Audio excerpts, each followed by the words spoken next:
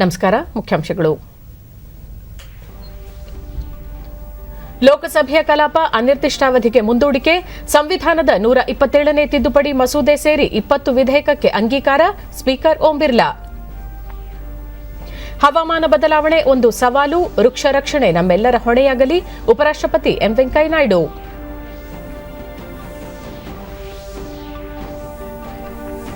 ರಾಜ್ಯದಲ್ಲಿ ಜಲಶಕ್ತಿ ಅಭಿಯಾನಕ್ಕೆ 2408 ಕೋಟಿ ರೂಪಾಯಿಗೂ ಅಧಿಕ ವೆಚ್ಚ. ನರೇಗಾದಡಿ ಕಲ್ಯಾಣಿಗಳ ಪುನಶ್ಚೇತನಕ್ಕೆ ಒತ್ತು. ಸಚಿವ ಕೆಎಸ್ಈಶ್ವರಪ್ಪ. ರಾಜ್ಯದಲ್ಲಿ ನೆರೆ ಹಾವಳಿ, ಕೋವಿಡ್ ಹಿನ್ನೆಲೆ ತುರ್ತು ಅಧಿವೇಶನ ಕರೆಯಲು ಸರ್ಕಾರಕ್ಕೆ ವಿಧಾನಸಭೆ ವಿರೋಧ ಪಕ್ಷದ ನಾಯಕ ಸಿದ್ದರಾಮಯ್ಯ ಆಗ್ರಹ.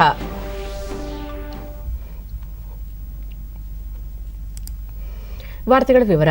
ಲೋಕಸಭೆಯ ಕಲಾಪವನ್ನು ಇಂದು ಅನಿರ್ದಿಷ್ಟಾವಧಿಗೆ ಮುಂದೂಡಲಾಯಿತು.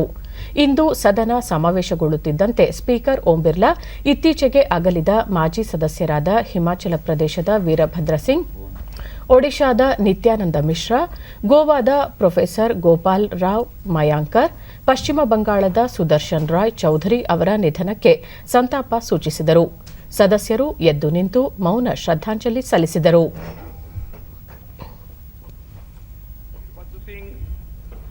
तीसरी और चौथी लोकसभा के सदस्य थे, जिन्होंने हिमाचल प्रदेश के महासू संसदीय निर्वाचन क्षेत्र का प्रतिनिधित्व किया.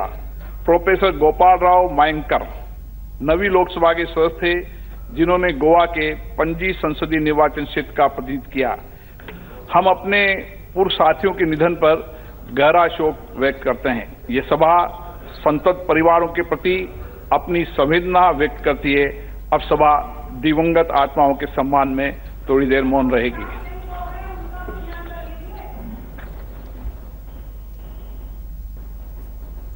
माननीय सदस्यगण, आज 7वीं लोकसभा का ನಂತರ ಸ್ಪೀಕರ್ ಇಂದು 17ನೇ ಲೋಕಸಭೆಯ ಅಧಿವೇಶನ ಕೊನೆಗೊಳ್ಳುತ್ತಿದೆ. ಜುಲೈ 19ರಂದು ಆರಂಭವಾದ ಅಧಿವೇಶನದಲ್ಲಿ ನಿರೀಕ್ಷಿತ ಮಟ್ಟದಲ್ಲಿ ಕಾರ್ಯಕಲಾಪ ನಡೆಯಲಿಲ್ಲ. ನಿರಂತರ ಗದ್ದಲದಿಂದಾಗಿ ಕೇವಲ 21 ಗಂಟೆಗಳ ಕಾಲ ಮಾತ್ರ ಕಲಾಪ ನಡೆದಿದ್ದು, ಫಲಪ್ರದತೆ 22% ಮಾತ್ರ ಇದ್ದು, ಅಧಿವೇಶನದ ಮೊದಲ ದಿನ 4 ನೂತನ ಸದಸ್ಯರು ಪ್ರಮಾಣ ವಚನ ಸ್ವೀಕರಿಸಿದರು. ಹಣಕಾಸು ಮಸೂದೆಗಳು, ಮಹತ್ವದ ಸಂವಿಧಾನದ 127ನೇ ತಿದ್ದುಪಡಿ ವಿಧೇಯಕ 2021 ಸೇರಿ 20 ಮಸೂದೆಗಳಿಗೆ ಅನುಮೋದನೆ ನೀಡಲಾಗಿದೆ ಎಂದು ಸದನಕ್ಕೆ ತಿಳಿಸಿದರು. ನಿರಂತರ ಅಡಚಣೆಯ ನಡುವೆಯೂ ಪ್ರಶ್ನೋತ್ತರ ಕಲಾಪದಲ್ಲಿ ಸದಸ್ಯರ ಹಲವು ಪ್ರಶ್ನೆಗಳಿಗೆ ಉತ್ತರ ನೀಡಲಾಗಿದೆ ಎಂದ ಸ್ಪೀಕರ್, ಕಲಾಪದಲ್ಲಿ ಪಾಲ್ಗೊಂಡ ಸದಸ್ಯರಿಗೆ, ಸಚಿವರಿಗೆ, ಸಚಿವಾಲಯ ಸಿಬ್ಬಂದಿ ಮತ್ತು ಮಾಧ್ಯಮ ಪ್ರತಿನಿಧಿಗಳಿಗೆ ಕೃತಜ್ಞತೆ ಸಲ್ಲಿಸುವುದಾಗಿ ಹೇಳಿದರು. ನಂತರ ವಂದೇ ಮಾತರಂ ಗೀತೆಯೊಂದಿಗೆ ಕಲಾಪವನ್ನು ಮುಕ್ತಾಯಗೊಳಿಸಿ ಅಧಿವೇಶನವನ್ನು ಅನಿರ್ದಿಷ್ಟಾವಧಿಗೆ ಮುಂದೂಡಿದರು. 2021 सहित 20 महत्वपूर्ण विधेयक पारित किए गए. मैं आप सभी की ओर से प्रेस और मीडिया के मित्रों को भी धन्यवाद देता हूं. मैं सभा की कार्रवाई संचालित से संबद्ध एजेंसियों को उनके दिए गए प्रदान सेवाओं के लिए भी धन्यवाद देता हूं. माननीय सदस्यगण, अब वंदे मातरम के लिए अपने स्थान पर खड़े होंगे.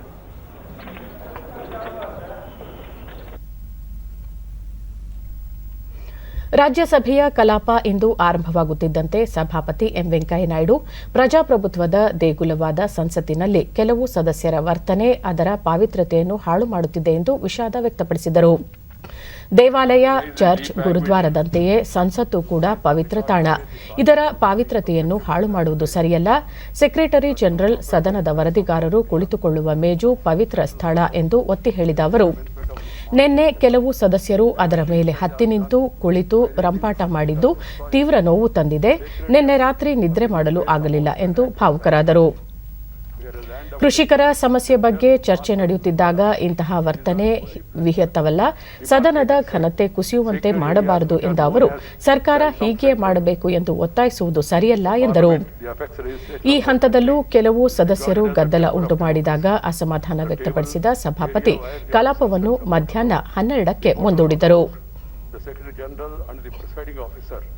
are seated is considered as the holy sanctum sanctorium of the house.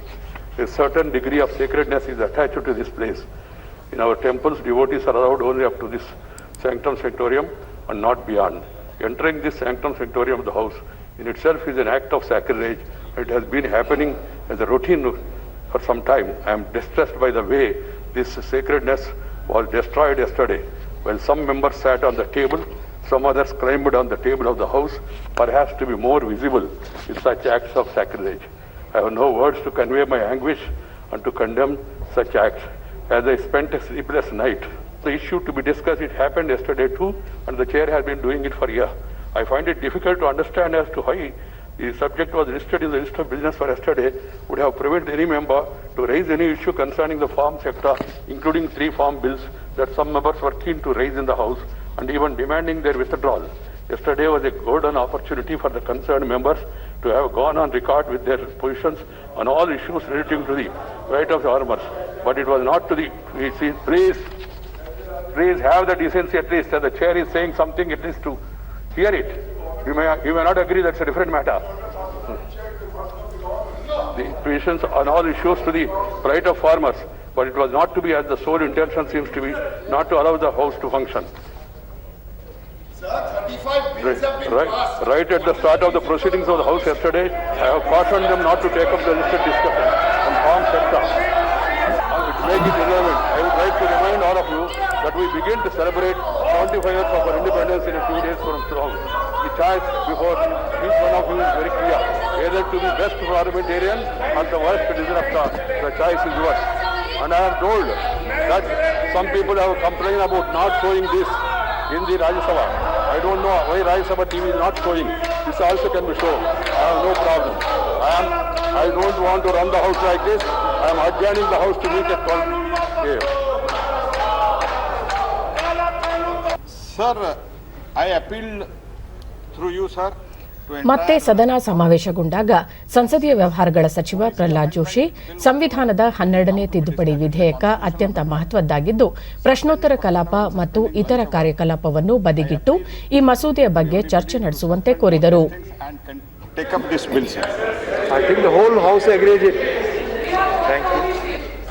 ಉಪಸಭಾಪತಿಯವರು ಇದಕ್ಕೆ ಸದನದ ಸಹಮತವಿದೆ ಎಂದು ತಿಳಿಸಿ ಮೊದಲಿಗೆ ಸಂತಾಪ ಸೂಚಕ ನಿರ್ಣಯ ಮಂಡಿಸಿದರು. ಇತ್ತೀಚೆಗೆ ನಿಧನ ಹೊಂದಿದ ಮಾಜಿ ಸದಸ್ಯ ತಮಿಳುನಾಡಿನ ತಿಂಡಿವನಂ ಕೆ ರಾಮಮೂರ್ತಿ ಅವರ ನಿಧನಕ್ಕೆ ಸಂತಾಪ ಸೂಚಿಸಿದರು. ಸದಸ್ಯರು ಎದ್ದು ನಿಂತು ಮೌನ ಶ್ರದ್ಧಾಂಜಲಿ ಸಲ್ಲಿಸಿದರು. In Villupuram district of Tamil Nadu, Sri Ramamurthy was educated at the Pisces College, the Presidency College and the Law College, Chennai. An advocate, a trade unionist and an agriculturist. We deeply mourn the passing away of Sri Thindivanam K. Ramamurthy. I request members to rise in their places and observe silence as a mark of respect for the memory of the departed.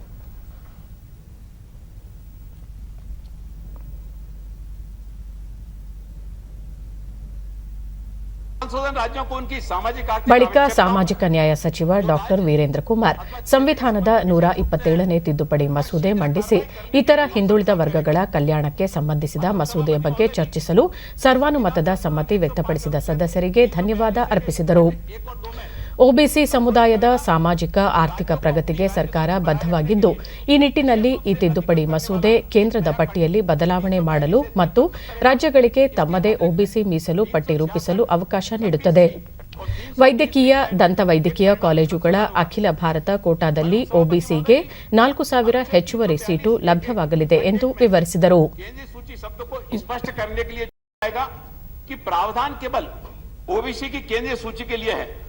अनुच्छेद 342 के खंड 2 में एक स्पष्टीकरण para जोड़ा जाएगा जिसमें उल्लेख होगा कि केंद्र सूची का अर्थ केंद्र सरकार के द्वारा बनाए गए और उसके लिए तैयार और बनाए गए सामाजिक और शैक्षणिक रूप से पिछड़े वर्गों की सूची है. इससे अस्पष्टता से बचा जा सकेगा. ಪ್ರತಿಪಕ್ಷ ನಾಯಕ ಮಲ್ಲಿಕಾರ್ಜುನ ಖರ್ಗೆ ಇದು ಮಹತ್ವದ ವಿಧೇಯಕವಾಗಿದ್ದು ಇದಕ್ಕೆ ಸರ್ವಸಮ್ಮತಿ ಇದೆ. ಯಾರೇ ತಮ್ಮ ಅಭಿಪ್ರಾಯ ಮಂಡಿಸಿದರೂ ಹಿಂದುಳಿದ ವರ್ಗಗಳ ಹಿತದ ದೃಷ್ಟಿಯಿಂದ ಮಂಡಿಸುತ್ತಾರೆ. ಹೀಗಾಗಿ ಈ ಬಗ್ಗೆ 1-2 ಗಂಟೆ ಹೆಚ್ಚು ಚರ್ಚೆ ಆದರೂ ತೊಂದರೆ ಇಲ್ಲ ಎಂದರು. इसमें 1 घंटा 2 घंटा अगर चर्चा में बढ़ाया गया तो कोई नुकसान देश का होने वाला नहीं, सरकार का भी होने. माननीय सभापति महोदय, ಸಭಾನಾಯಕ ಪಿಯೂಷ್ ಗೋಯಲ್ 4 ಗಂಟೆಗಳ ಅವಧಿಯಲ್ಲಿ ಚರ್ಚೆ ಮುಗಿಸೋಣ ಎಂದು ಮನವಿ ಮಾಡಿದರು. चर्चा के बाद उसको 3 घंटे किया गया था. एक बार शुरुआत कर लेते हैं इसको और समय का आकलन लेते हुए आगे चलेंगे, लेकिन इसको इसको अभी से कर दो, ठीक है। 1 घंटा बढ़ा देते हैं, 4 घंटे पर विदिन 4 आवर्स फिर इसको खत्म किया जाए। 4 घंटे, यह बहस 4 घंटे की होगी, इसके अनुसार आप तय करें। ಮಲ್ಲಿಕಾರ್ಜುನ ಖರ್ಗೆ ಅವರು ರಾತ್ರಿ 12 ಗಂಟೆಯವರೆಗೆ ಸದನ ನಡೆದರೂ ಪಾಲ್ಗೊಳ್ಳುವುದಾಗಿ ತಿಳಿಸಿದರು. We are agreeable to do the discussion and do the passing. On the request of the Honorable LOP and on several sections of the House, we are ready to extend it to 4 hours. But obviously that will mean there will be a spillover of time. Therefore, I have made a request that the House unanimously also agree that the House will be extended till the business of the House is concluded. I think it's a very fair proposition and I urge all sections to accept it. इसको पास करें।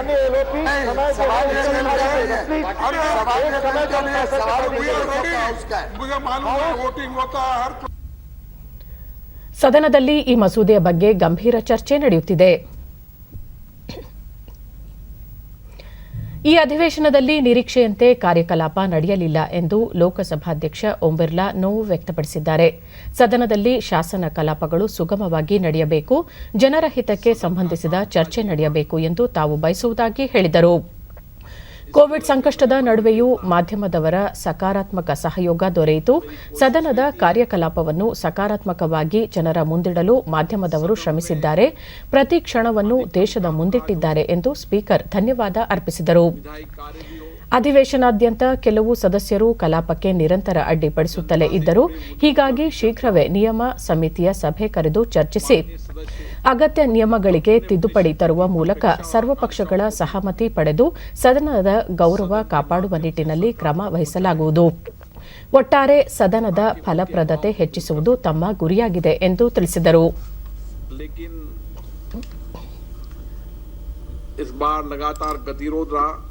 और ये गतिरोध समाप्त नहीं हो पाया।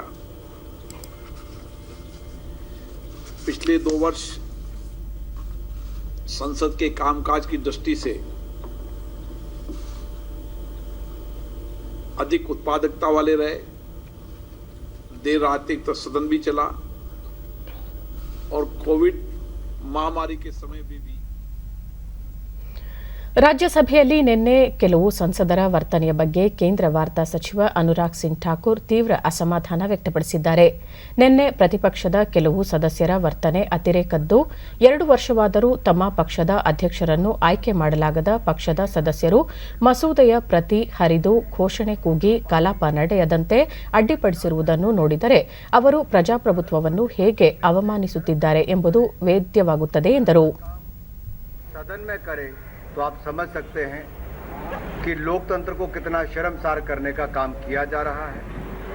देश की जनता ने जिन्हें सांसद बनाकर भेजा है अपने मुद्दे उठाने के लिए, वो चर्चा में भाग ना लेकर चीर फाड़ करने तक आए हैं, फाइलें फेंकने तक आए हैं। करोड़ों रुपए सदन के चलने के ऊपर खर्च किए जाते हैं और जब चर्चा होती है तो उसमें भाग ना लेना ये अपने आप में दिखाता है कि क्या कर रहे हैं. ಉಪರಾಷ್ಟ್ರಪತಿ ಹಾಗೂ ರಾಜ್ಯಸಭೆಯ ಸಭಾಪತಿ ಎಂ ವೆಂಕಯ್ಯನಾಯ್ಡು ಅವರಿಂದು ಸಂಸತ್ತಿನ ಆವರಣದಲ್ಲಿ ಸಸಿ ನೆಟ್ಟು ನೀರೆರೆದರು. ನಂತರ ಅವರು ಹವಾಮಾನ ಬದಲಾವಣೆ ಒಂದು ಸವಾಲಾಗಿದ್ದು ವೃಕ್ಷ ರಕ್ಷಣೆ ನಮ್ಮೆಲ್ಲರ ಹೊಣೆಯಾಗಿದೆ ಎಂದರು. ಕೇವಲ ಸಂಸತ್ ಸದಸ್ಯರಷ್ಟೇ ಅಲ್ಲ, ಇಡೀ ದೇಶದ ಜನ ಸಸಿ ನೆಟ್ಟು ಪೋಷಿಸುವುದನ್ನು ಒಂದು ಜನಾಂದೋಲನವಾಗಿ ಪರಿವರ್ತಿಸಬೇಕು ಎಂದು ಕರೆ ನೀಡಿದರು. ಯುವಜನರು, ವಿದ್ಯಾರ್ಥಿಗಳು ಸಸಿ ನೆಟ್ಟು ನೀರೆರೆದು ಪೋಷಿಸಿ ಸಂರಕ್ಷಿಸುವ ಬೃಹತ್ ಆಂದೋಲನ ರೂಪಿಸಬೇಕು ಎಂದ ಅವರು ಸಸಿ ನೆಡುವ ಕಾರ್ಯದಲ್ಲಿ ಕೇಂದ್ರ, ರಾಜ್ಯ ಸರ್ಕಾರಗಳು, ಸ್ಥಳೀಯ ಸಂಸ್ಥೆಗಳು ಮತ್ತು ಸಾರ್ವಜನಿಕರು ಪಾಲ್ಗೊಳ್ಳಬೇಕು ಎಂದರು. Promote and protect trees. It is not only climate change in terms of weather, but we are also seeing threats across the globe as well as in our country. And I appeal to the younger children, young students, to take up this tree plantation in a massive way.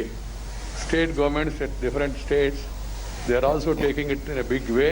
But it is the duty of center, state, local bodies and also people to see that they all ಭಾರತೀಯ ಕೈಗಾರಿಕೆಗಳ ಒಕ್ಕೂಟದ ವಾರ್ಷಿಕ ಮಹಾಸಭೆ ಉದ್ದೇಶಿಸಿ ಪ್ರಧಾನಿ ನರೇಂದ್ರ ಮೋದಿ ಇಂದು ಭಾಷಣ ಮಾಡಲಿದ್ದಾರೆ. ಸಂಜೆ 4:30 ವಿಡಿಯೋ ಕಾನ್ಫರೆನ್ಸ್ ಮೂಲಕ ಅವರು ಮಾತನಾಡಲಿದ್ದಾರೆ. ಭಾರತ ಅಟ್ 75 ಆತ್ಮನಿರ್ಭರ ಭಾರತ ನಿರ್ಮಾಣಕ್ಕೆ ಸರ್ಕಾರ ಮತ್ತು ಉದ್ಯಮ ರಂಗ ಜೊತೆಗೂಡಿ ಕೆಲಸ ಮಾಡಲಿವೆ ಎಂಬ ಘೋಷವಾಕ್ಯದಡಿ ಈ ಸಾಲಿನ ಕೈಗಾರಿಕೆಗಳ ಒಕ್ಕೂಟದ ವಾರ್ಷಿಕ ಮಹಾಸಭೆ ನಡೆಯಲಿದೆ. 2 ದಿನಗಳ ಕಾಲ ಈ ಸಭೆ ನಡೆಯಲಿದ್ದು, ಸಿಂಗಾಪುರದ ಉಪ ಪ್ರಧಾನಮಂತ್ರಿ ಮತ್ತು ಆರ್ಥಿಕ ನೀತಿಗಳ ಸಮನ್ವಯ ಸಚಿವ ಹೆಂಗ್ ಸ್ಟಿ ಕೀಟ್ ಅವರು ವಿಶೇಷ ಅಂತಾರಾಷ್ಟೀಯ ಅತಿಥಿ ಭಾಷಣಕಾರರಾಗಿ ಈ ಮಹಾಸಭೆ ಉದ್ದೇಶಿಸಿ ಭಾಷಣ ಮಾಡಲಿದ್ದಾರೆ. ಹಲವು ಸಚಿವರು, ಹಿರಿಯ ಅಧಿಕಾರಿಗಳು, ಭಾರತದ ಶೈಕ್ಷಣಿಕ ಮತ್ತು ಕೈಗಾರಿಕಾ ರಂಗದ ಹಲವು ಪ್ರತಿನಿಧಿಗಳು ಸಭೆಯಲ್ಲಿ ಭಾಗವಹಿಸಲಿದ್ದಾರೆ. ಕಾನೂನು ಮತ್ತು ಸಂಸದೀಯ ವ್ಯವಹಾರ ಹಾಗೂ ಸಣ್ಣ ನೀರಾವರಿ ಖಾತೆ ಸಚಿವ ಜೆಸಿ ಮಾಧುಸ್ವಾಮಿ ನಿನ್ನೆ ದೆಹಲಿಯಲ್ಲಿ ಕೇಂದ್ರ ಜಲಶಕ್ತಿ ಸಚಿವ ಗಜೇಂದ್ರ ಸಿಂಗ್ ಶೇಖಾವತ್ ಅವರನ್ನು ಭೇಟಿ ಮಾಡಿದರು. ಈ ಸಂದರ್ಭದಲ್ಲಿ ಅವರು ಅಟಲ್ ಭೂಜಲ್ ಯೋಜನೆ ಹಾಗೂ ಇತರೆ ನೀರಾವರಿ ಯೋಜನೆಗಳ ಕುರಿತು ಕೇಂದ್ರ ಸಚಿವರೊಂದಿಗೆ ಸುದೀರ್ಘ ಚರ್ಚೆ ನಡೆಸಿದರು. ಸಣ್ಣ ನೀರಾವರಿ ಇಲಾಖೆಯಿಂದ ರಾಜ್ಯದಲ್ಲಿ ಕೈಗೊಂಡಿರುವ ವಿವಿಧ ಯೋಜನೆಗಳಿಗೆ ಆರ್ಥಿಕ ನೆರವು ನೀಡುವಂತೆ ಕೇಂದ್ರ ಸಚಿವರಲ್ಲಿ ಮಾಧುಸ್ವಾಮಿ ಮನವಿ ಮಾಡಿದರು. ಅಲ್ಲದೆ ಕೇಂದ್ರದಲ್ಲಿ ಸಚಿವರಾಗಿರುವ ರಾಜ್ಯದ ಪ್ರಹ್ಲಾದ್ ಜೋಶಿ, ಭಗವಂತ್ ಖೂಬಾ, ರಾಜೀವ್ ಚಂದ್ರಶೇಖರ್ ಮತ್ತು ನಾರಾಯಣಸ್ವಾಮಿ ಅವರನ್ನು ಸಹ ಜೆಸಿ ಮಾಧುಸ್ವಾಮಿ ಭೇಟಿಯಾಗಿ ರಾಜ್ಯಕ್ಕೆ ಸಂಬಂಧಿಸಿದ ಕೆಲ ವಿಷಯಗಳ ಕುರಿತು ಮಾತುಕತೆ ನಡೆಸಿದರು. ತುರುವೇಕೆರೆ ಶಾಸಕ ಮಸಾಲ ಜಯರಾಂ ಸಹ ಉಪಸ್ಥಿತರಿದ್ದರು.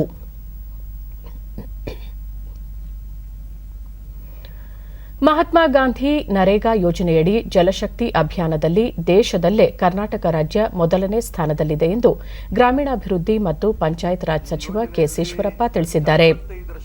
ಬೆಳಗಾವಿಯಲ್ಲಿ ಮಾಧ್ಯಮಗಳೊಂದಿಗೆ ಅವರು ಕೇಂದ್ರ ಸರ್ಕಾರದ ಮಹತ್ವಾಕಾಂಕ್ಷಿ ಜಲಶಕ್ತಿ ಯೋಜನೆಯಡಿ ನೈಸರ್ಗಿಕ ಸಂಪನ್ಮೂಲಗಳಿಗೆ ಒತ್ತು ನೀಡಲಾಗಿದ್ದು, ಜಲಶಕ್ತಿ ಅಭಿಯಾನಕ್ಕೆ 2,408 ಕೋಟಿ ರೂಪಾಯಿ ವೆಚ್ಚ ಮಾಡಲಾಗಿದೆ. ಮಳೆ ನೀರು ಕೊಯ್ಲು ಸೇರಿದಂತೆ ವಿವಿಧ ಕಾಮಗಾರಿಗಳನ್ನು ಕೈಗೆತ್ತಿಕೊಳ್ಳಲಾಗಿದ್ದು, ರಾಜ್ಯಾದ್ಯಂತ ಕೆರೆಗಳಲ್ಲಿ ಹೂಳೆತ್ತುವ, ನೂತನ ಕೆರೆ ನಿರ್ಮಾಣ ಹಾಗೂ ಕಲ್ಯಾಣಿಗಳ ಪುನಶ್ಚೇತನ ಕಾರ್ಯ ಪ್ರಗತಿಯಲ್ಲಿದೆ ಎಂದರು. ಚಿಕ್ಕಬಳ್ಳಾಪುರ, ಚಿಕ್ಕಮಗಳೂರು, ದಕ್ಷಿಣ ಕನ್ನಡ, ರಾಮನಗರ ಜಿಲ್ಲೆಗಳಲ್ಲಿ ಅರಣ್ಯೀಕರಣ ಕಾಮಗಾರಿ ಪ್ರಗತಿಯಲ್ಲಿದೆ ಎಂದು ಸಚಿವರು ಹೇಳಿದರು. 2021ಕ್ಕೆ ಚಾಲನೆ ಮಾಡ್ತಾರೆ. ಅಂತರ್ಜಲ ಚೇತನ ಶೀರ್ಷಿಕೆಯಲ್ಲಿ ನೈಸರ್ಗಿಕ ಸಂಪನ್ಮೂಲಗಳ ನಿರ್ವಹಣೆ ಕಾಮಗಾರಿಗಳು ಕೂಡ ಇದರಲ್ಲಿ ನಾವು ಅಳವಡಿಸ್ಕೋತಾ ಇದ್ದೀವಿ. ಈ ಅಂತರ್ಜಲ ಚೇತನಕ್ಕೆ ವಿಶೇಷವಾಗಿ ಶ್ರೀ ರವಿಶಂಕರ್ ಗುರೂಜಿಯವರ ಒಂದು ತಂಡ ಜೊತೆ ನಾವು MOU ಮಾಡಿಕೊಂಡ್ವಿ ಕರ್ನಾಟಕ ರಾಜ್ಯದಲ್ಲಿ. ಅವ್ರದ್ದೇ ಸ್ಟಾಫು, ಅವ್ರದ್ದೇ ಪೇಮೆಂಟು ಇದೆಲ್ಲ ಅವ್ರು ಮಾಡಿದ್ರು. ಒಟ್ಟಾರೆ ಅಂತರ್ಜಲ ಚೇತನವನ್ನು ಕೂಡ ಈ ಕ್ಯಾಚ್ ದಿ ರೈನ್ ಕಾರ್ಯಕ್ರಮಕ್ಕೆ ನಮಗೆ ತುಂಬ ಚೆನ್ನಾಗಿ ಅನುಕೂಲ ಆಯಿತು. ರಾಜ್ಯದಲ್ಲಿ 27,000 ಕೆರೆಗಳಿದೆ. ಆದರೆ ಬೆಳಗಾವಿ ಮಂಡ್ಯ ಜಿಲ್ಲೆಯಲ್ಲಿ 240 ಹೊಸ ಕೆರೆಗಳ ನಿರ್ಮಾಣ ನಾವು ತೊಗೊಂಡಿರೋದ್ರಿಂದ, ಜೊತೆಗೆ ಕಲಬುರಗಿ, ಮಂಡ್ಯ, ರಾಮನಗರ ಅಲ್ಲೆಲ್ಲ ನೂರಾರು ಕಲ್ಯಾಣಿಗಳು, ಏನು ದೇವಸ್ಥಾನಗಳು ಪ್ರಾಚೀನ ಕಾಲದಿಂದನೂ ಕಟ್ಕೊಂಡ್ಬಂದಿದ್ದಾರೆ ಹಿರಿಯರು. ಆ ದೇವಸ್ಥಾನದ ಪಕ್ಕದಲ್ಲಿ ಸ್ವಾಭಾವಿಕ ಕಲ್ಯಾಣಿಗಳಿರುತ್ತೆ. ಆ ಕಲ್ಯಾಣಿಗಳೆಲ್ಲ ಮುಚ್ಚೋಗಿತ್ತು. ಈ ರೀತಿ ಕಲ್ಯಾಣಗಳನ್ನು ಪುನಶ್ಚೇತನ ಮಾಡೋದಕ್ಕೂ ಕೂಡ ನಾವು ಹೆಚ್ಚು ಒತ್ತು ಕೊಟ್ಟಿದ್ದೇವೆ. ರಾಜ್ಯದಲ್ಲಿ ನೆರೆ ಹಾವಳಿ ಹಾಗೂ ಕೊರೋನಾ ಸಂಭವನೀಯ 3ನೇ ಅಲೆ ನಿಯಂತ್ರಣ ಕುರಿತು ಚರ್ಚಿಸಲು ತುರ್ತು ಅಧಿವೇಶನ ಕರೆಯಬೇಕು ಎಂದು ವಿಧಾನಸಭೆ ವಿರೋಧ ಪಕ್ಷದ ನಾಯಕ ಸಿದ್ದರಾಮಯ್ಯ ಮೈಸೂರಿನಲ್ಲಿಂದು ಸರ್ಕಾರವನ್ನು ಒತ್ತಾಯಿಸಿದ್ದಾರೆ. ಸುದ್ದಿಗಾರರೊಂದಿಗೆ ಅವರು, ಅತಿವೃಷ್ಟಿಯಿಂದಾಗಿ ರಾಜ್ಯದ ಲಕ್ಷಾಂತರ ಜನ ಮನೆ, ಬೆಳೆ ಕಳೆದುಕೊಂಡು ನಿರಾಶ್ರಿತರಾಗಿದ್ದಾರೆ. ಕೊರೋನಾ ಲಸಿಕಾ ಅಭಿಯಾನ ತೀವ್ರಗೊಳ್ಳಬೇಕು. ಕೋವಿಡ್ನಿಂದಾಗಿ ಹೆಚ್ಚಿನ ಜನ ಸಂಕಷ್ಟಕ್ಕೆ ಸಿಲುಕಿದ್ದಾರೆ. ಜನರ ಸಮಸ್ಯೆಗಳ ಕುರಿತು ಚರ್ಚಿಸಲು ಕೂಡಲೇ ಅಧಿವೇಶನ ಕರೆಯಲು ಸರ್ಕಾರ ಮುಂದಾಗಬೇಕು ಎಂದರು. ಸೆಪ್ಟೆಂಬರ್ಗೆ 6 ತಿಂಗಳಾಗ್ಬಿಡ್ತದೆ. 6 ತಿಂಗಳೊಳಗಡೆ ಕರೀಲೇಬೇಕು. ಸೆಪ್ಟೆಂಬರ್ ಒಳಗಡೆ ಅಧಿವೇಶನ ಕರೀಲೇಬೇಕು. ನಾವು ಜಿಲ್ಲಾ ಪಂಚಾಯತಿ ತಾಲೂಕಿ ಕೊರೋನಾ ಇರೋದ್ರಿಂದ ಎಲ್ಲೂ ಹೋಗಕ್ಕೆ ಕಾಯ್ತಾ ಇಲ್ಲ. ಕೊರೋನಾ ಕಡಿಮೆ ಆದಮೇಲೆ ವ್ಯಾಕ್ಸಿನೇಷನ್ ನೋಡಪ್ಪ, ಕೊರೋನಾ ಕಡಿಮೆ ಆಗಬೇಕಾದ್ರೆ ಮತ್ತೆ ಅಲ್ಲದೆ 3ನೇ ಅಲೆ 4ನೇ ಅಲೆ ಹಿಂಗೆಲ್ಲ ಬರೋಕ್ಕೆ ಹೋಗಬೇಕು. ಎಲ್ರಿಗೂ ವ್ಯಾಕ್ಸಿನೇಷನ್ ಮಾಡಬೇಕು. 6 ವರ್ಷದ ಮೇಲ್ಪಟ್ಟವ್ರಿಗೆಲ್ಲರೂ ಕೂಡ ವ್ಯಾಕ್ಸಿನೇಷನ್ ಮಾಡಿ, 2 ಡೋಸ್ ವ್ಯಾಕ್ಸಿನೇಷನ್ ಮಾಡಿದ್ರೆ ಕೂಡಲೇ ಇವರು ಡಿಸೆಂಬರ್ ಒಳಗಡೆ ಮುಗಿಸೋದು ಮಾಡಬೇಕು. ಆಂಧ್ರಪ್ರದೇಶದ ಶ್ರೀಹರಿಕೋಟಾದಲ್ಲಿರುವ ಸತೀಶ್ ಧವನ್ ಬಾಹ್ಯಾಕಾಶ ಕೇಂದ್ರದಿಂದ ನಾಳೆ ಭೂಮಿಯ ಅವಲೋಕನ ಉಪಗ್ರಹ ಇಒಎಸ್ 3 ಅನ್ನು ಭಾರತೀಯ ಬಾಹ್ಯಾಕಾಶ ಸಂಶೋಧನಾ ಸಂಸ್ಥೆ ಇಸ್ರೋ ಉಡಾವಣೆ ಮಾಡಲಿದ್ದು ಇಂದಿನಿಂದ ಇಳಿ ಎಣಿಕೆ ಆರಂಭಗೊಂಡಿದೆ. ಈ ಉಪಗ್ರಹ ಮಾರ್ಚ್ ತಿಂಗಳ ಆರಂಭದಲ್ಲೇ ಉಡಾವಣೆಯಾಗಬೇಕಿತ್ತು. ಆದರೆ ತಾಂತ್ರಿಕ ಹಾಗೂ ಕೋವಿಡ್ ಸಾಂಕ್ರಾಮಿಕ ಕಾರಣಗಳಿಂದಾಗಿ ಮುಂದೂಡಲಾಗಿತ್ತು. ಜಿಎಸ್ಎಲ್ವಿ F-10 ಮೂಲಕ ಬೆಳಗ್ಗೆ 5:43 ಜಿಯೋ ಇಮೇಜಿಂಗ್ ಉಪಗ್ರಹ ಜಿಸ್ಯಾಟ್-1 ಅನ್ನು ಕಕ್ಷೆಗೆ ಕಳುಹಿಸಲಾಗುತ್ತದೆ. ಪ್ರವಾಹ, ಚಂಡಮಾರುತದಂತಹ ಪ್ರಾಕೃತಿಕ ವಿಕೋಪಗಳನ್ನು ಮೊದಲೇ ಪತ್ತೆ ಹಚ್ಚಿ ತ್ವರಿತವಾಗಿ ಎಚ್ಚರಿಸುವಂತಹ ಉಪಗ್ರಹ ಇದಾಗಿದೆ.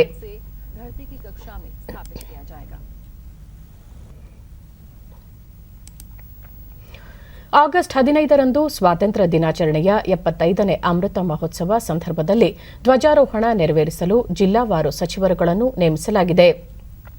ಬೆಂಗಳೂರಿನ ಮಾಣಿಕ್ ಷಾ ಪರೇಡ್ ಮೈದಾನದಲ್ಲಿ ನಡೆಯುವ ಪ್ರಧಾನ ಕಾರ್ಯಕ್ರಮದಲ್ಲಿ ಮುಖ್ಯಮಂತ್ರಿ ಬಸವರಾಜ ಬೊಮ್ಮಾಯಿ ಅವರು ಧ್ವಜಾರೋಹಣ ನೆರವೇರಿಸಲಿದ್ದು, ಉಳಿದಂತೆ ಜಿಲ್ಲಾ ಕೇಂದ್ರಗಳಲ್ಲಿ ಸಚಿವರುಗಳು ಧ್ವಜಾರೋಹಣ ನೆರವೇರಿಸಲಿದ್ದಾರೆ. ಬೆಳಗಾವಿಯಲ್ಲಿ ಗೋವಿಂದ ಕಾರಜೋಳ, ಶಿವಮೊಗ್ಗದಲ್ಲಿ ಕೆಎಸ್ ಈಶ್ವರಪ್ಪ, ಚಿತ್ರದುರ್ಗದಲ್ಲಿ ಬಿ ಶ್ರೀರಾಮುಲು, ರಾಯಚೂರಿನಲ್ಲಿ ವಿ ಸೋಮಣ್ಣ, ಬಾಗಲಕೋಟೆಯಲ್ಲಿ ಉಮೇಶ್ ಕತ್ತಿ, ಚಿಕ್ಕಮಗಳೂರಿನಲ್ಲಿ ಅರಗ ಜ್ಞಾನೇಂದ್ರ, ರಾಮನಗರದಲ್ಲಿ ಡಾ ಸಿಎನ್ ಅಶ್ವತ್ಥನಾರಾಯಣ, ತುಮಕೂರಿನಲ್ಲಿ ಜೆಸಿ ಮಾಧುಸ್ವಾಮಿ, ಗದಗದಲ್ಲಿ ಸಿಸಿ ಪಾಟೀಲ್, ನೂತನ ಜಿಲ್ಲೆ ವಿಜಯನಗರದಲ್ಲಿ ಆನಂದ್ ಸಿಂಗ್, ಕೊಡಗಿನಲ್ಲಿ ಕೋಟಾ ಶ್ರೀನಿವಾಸ ಪೂಜಾರಿ, ಕಲಬುರಗಿಯಲ್ಲಿ ಮುರುಗೇಶ್ ನಿರಾಣಿ, ಮೈಸೂರಿನಲ್ಲಿ ಎಸ್ಟಿ ಸೋಮಶೇಖರ್ ಸೇರಿದಂತೆ ಆಯಾ ಜಿಲ್ಲೆಗಳಲ್ಲಿ ಉಸ್ತುವಾರಿ ಸಚಿವರುಗಳು ಧ್ವಜಾರೋಹಣ ನೆರವೇರಿಸಲಿದ್ದಾರೆ. ಚಾಮರಾಜನಗರ ಮತ್ತು ಬಳ್ಳಾರಿ ಜಿಲ್ಲೆಗಳಲ್ಲಿ ಮಾತ್ರ ಆಯಾ ಜಿಲ್ಲಾಧಿಕಾರಿಗಳು ಧ್ವಜಾರೋಹಣ ನೆರವೇರಿಸಲಿದ್ದಾರೆ ಎಂದು ಸರ್ಕಾರದ ಆದೇಶದಲ್ಲಿ ತಿಳಿಸಲಾಗಿದೆ. ಸಭೆ ಸಮಾರಂಭಗಳಲ್ಲಿ ಇನ್ನು ಮುಂದೆ ಹೂಗುಚ್ಛ, ಹಾರ, ಶಾಲುಗಳನ್ನು ನೀಡದಂತೆ ಮುಖ್ಯಮಂತ್ರಿ ಬಸವರಾಜ ಬೊಮ್ಮಾಯಿ ಆದೇಶಿಸಿದ್ದಾರೆ. ನಿನ್ನೆ ವಿಧಾನಸೌಧದ ಸಮ್ಮೇಳನ ಸಭಾಂಗಣದಲ್ಲಿ ನಡೆದ ಹಿರಿಯ ಪೊಲೀಸ್ ಅಧಿಕಾರಿಗಳ ಸಭೆಯಲ್ಲಿ ಹೂಗುಚ್ಛ ಸ್ವೀಕರಿಸಲು ನಿರಾಕರಿಸಿದರು. ಬಳಿಕ ಸಭೆಯಲ್ಲಿ ಮಾತನಾಡಿದ ಅವರು, ಇನ್ನು ಮುಂದೆ ರಾಜ್ಯದಲ್ಲಿ ಶಿಷ್ಟಾಚಾರದ ಹೆಸರಿನಲ್ಲಿ ಹೂಗುಚ್ಛ, ಹಾರ, ಶಾಲುಗಳನ್ನು ನೀಡುವ ಸಂಪ್ರದಾಯದ ಅನಗತ್ಯ ವೆಚ್ಚಗಳ ಕಡಿವಾಣಕ್ಕೆ ಸೂಚಿಸಿದರು. ಸಭೆಯಲ್ಲಿ ಉಪಸ್ಥಿತ ಮುಖ್ಯ ಕಾರ್ಯದರ್ಶಿ ಪಿ ರವಿಕುಮಾರ್ ಅವರು ಸುತ್ತೋಲೆ ಹೊರಡಿಸಿದ್ದು, ಸರ್ಕಾರ ಮತ್ತು ಸರ್ಕಾರಿ ಸ್ವಾಮ್ಯದ ಸಂಸ್ಥೆಗಳು ನಡೆಸುವ ಸಭೆ ಸಮಾರಂಭಗಳಲ್ಲಿ ಹೂಗುಚ್ಛ, ಹಾರ, ತುರಾಯಿ, ಹಣ್ಣಿನ ಬುಟ್ಟಿ, ಶಾಲು, ನೆನಪಿನ ಕಾಣಿಕೆಗಳ ಬದಲಾಗಿ ಕನ್ನಡ ಪುಸ್ತಕಗಳನ್ನು ನೀಡಬಹುದು ಎಂದು ಆದೇಶದಲ್ಲಿ ತಿಳಿಸಲಾಗಿದೆ.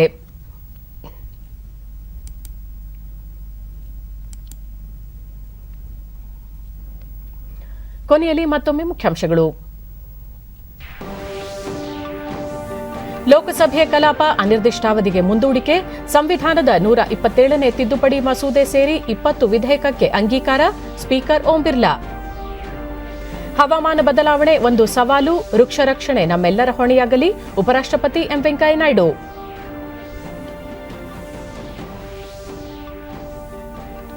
ರಾಜ್ಯದಲ್ಲಿ ಜಲಶಕ್ತಿ ಅಭಿಯಾನಕ್ಕೆ 2,408 ಕೋಟಿ ರೂಪಾಯಿಗೂ ಅಧಿಕ ವೆಚ್ಚ, ನರೇಗಾದಡಿ ಕಲ್ಯಾಣಿಗಳ ಪುನಶ್ಚೇತನಕ್ಕೆ ಒತ್ತು, ಸಚಿವ ಕೆಎಸ್ ಈಶ್ವರಪ್ಪ.